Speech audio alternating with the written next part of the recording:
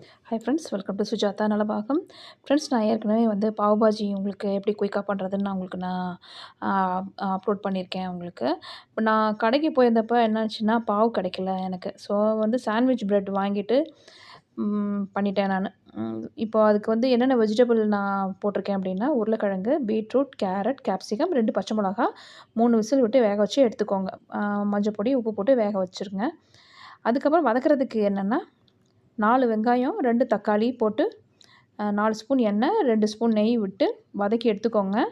இஞ்சி பூண்டு நல்லா பேஸ்ட் போட்டுக்கோங்க. என்னென்ன பொடி போடணும் அப்படின்னா, மல்லிப்பொடி, ஜீரகப்பொடி எல்லா பொடியும் போட்டுருங்க. பட்டைப்பொடி, காஷ்மீரி சில்லி பவுடர், ஜீரகப்பொடி.